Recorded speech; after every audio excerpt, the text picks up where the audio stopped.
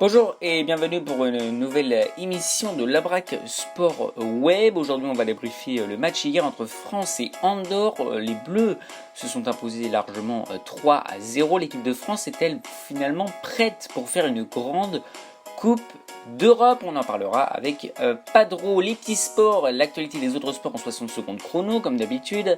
Labrac tue avec l'actualité aussi, c'est Ronaldo qui met un quadruplé hier face à la Lituanie à 34 ans. Le Portugais n'a pas perdu son sens de but, on en parlera un petit peu dans cette émission. Et puis le Blizzard, tous les résultats des matchs d'hier avec les équipes nationales de toute l'Europe. C'est Labrac Sport Web et c'est tout de suite, restez bien avec nous.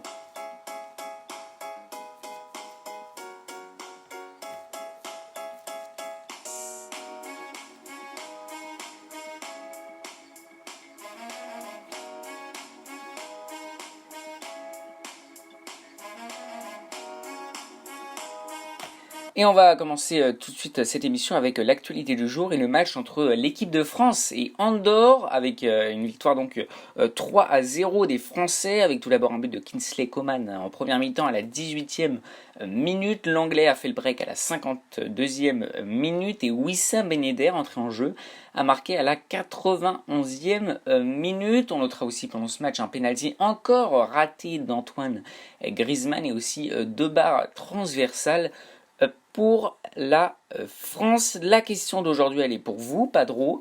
L'équipe de France, après ses deux victoires face à l'Albanie, tout d'abord samedi dernier, puis face à Andorre hier soir, l'équipe de France est-elle prête pour faire un bel Euro 2020? Bonjour à tous, bonjour à toutes. Oui, l'équipe de France, c'est vrai, a fait deux très bons matchs, a rempli ses objectifs de ce rassemblement en septembre. Après, il faut noter déjà, j'aimerais commencer par dire qu'en face, c'est deux très petites équipes, avec des blocs très très bas. Donc, non, je pense qu'on ne peut pas encore répondre totalement à cette question. Après, oui, forcément, les joueurs sont prêts. Le niveau des joueurs de l'équipe de France, je pense à Antoine Griezmann, je pense à Kylian Mbappé qui n'était pas là hier, à Olivier Giroud, tous ces joueurs-là, ils sont prêts psychologiquement et physiquement à faire un bel Euro. Après, voilà, ils peuvent toujours être blessés, ce qui serait très dommage pour eux et pour toute la France, mais s'ils sont à 100%, oui, l'équipe de France est prête. Mais après, il faut encore pour moi travailler dans le système de jeu, rester en 4-2-3-1 ou alors changer peut-être. Il faut encore travailler, Didier Deschamps a encore des choses à travailler sur le point de vue du système de l'équipe. Voilà, parce que on a vu Kingsley Coman qui a fait deux très très grands matchs. Et voilà, on se pose beaucoup la question, est-ce que Kingsley Coman a sa place? Voilà, une place de remplaçant, de premier remplaçant ou carrément une place de titulaire? Voilà, est-ce qu'on laisse Matuidi à gauche?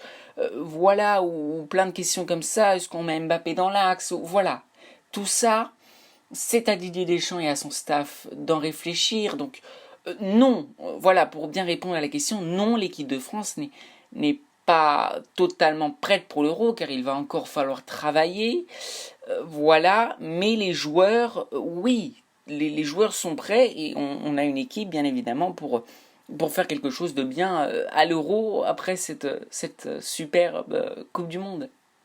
Merci beaucoup Padro. Voilà, on ferme la parenthèse bleue donc. Je rappelle que la France est imposée hier soir 3-0 dans le Stade de France face à Andorre. On passe maintenant au petit sport avec toute l'actualité des autres petits sports en 60 secondes chrono. C'est parti. Avec l'Argentine et l'Espagne qui sont les premiers qualifiés pour les demi-finales de la Coupe du Monde de basket. Les Argentins se sont imposés face à la Serbie 97-87 alors que l'Espagne a gagné aussi facilement 90-78 contre la Pologne. Aujourd'hui, ce sont les Français qui tenteront de se qualifier contre l'équipe des USA. Ça ne sera pas une mince affaire, mais on espère de tout cœur que l'équipe de France de basket va réussir à se qualifier. Ça sera à 13h. Un nouveau tournoi a commencé en tennis, c'est celui de Zhengzhou pour les femmes, avec hier un sans faute pour nos Françaises. En effet, Mladenovic, Ferro ainsi que Alizé Cornet se sont toutes les trois qualifiées pour le second tour.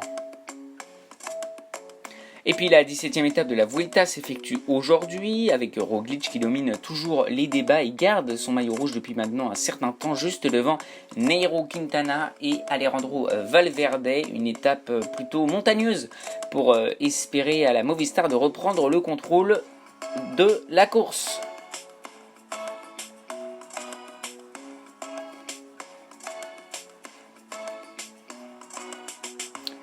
Voilà donc pour les petits sports et toutes les actualités donc sportives de la journée d'hier et d'aujourd'hui.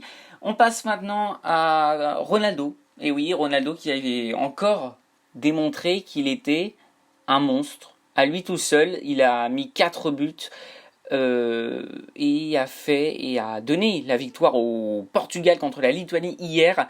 5-1, un quadruplé pour Cristiano Ronaldo à 34 ans, c'est encore un monstre, Padro. Oui, voilà, je ne peux rien dire de plus. Oui, Ronaldo est un monstre de but, et voilà, et des fois, oui, Ronaldo va peut-être moins vite qu'il y a 10 ans. Oui, Ronaldo est peut-être moins rapide qu'il y a 5 ans. Oui, Ronaldo est peut-être moins technique qu'il y a 5 ans.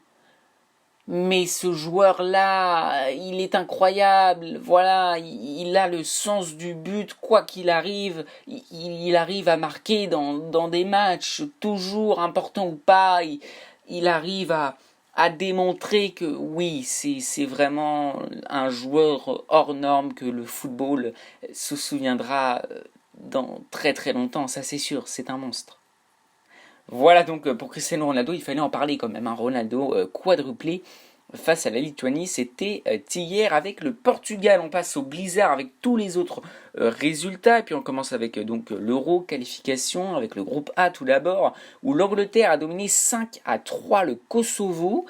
Le Monténégro a perdu 3-0 contre la République tchèque. Dans le groupe B, le Portugal a donc gagné 5-1 contre la Lituanie, on l'a dit grâce à un quadruplé de Cristiano Ronaldo. La Serbie gagne 3-1 au Luxembourg. Et puis le groupe H, c'est le groupe de l'équipe de France qui s'est imposé 3-0 hier face à Andorre. L'Albanie gagne 4-2 contre l'Islande et la Turquie fait une démonstration en Moldavie en gagnant 4-0. Alors au classement général de l'équipe de France, la France est deuxième derrière la Turquie. Les deux équipes sont à 12 points, mais au goal average particulier, c'est la Turquie qui passe. Donc voilà, la Turquie première, la France deuxième et c'est l'Islande troisième avec 9 points.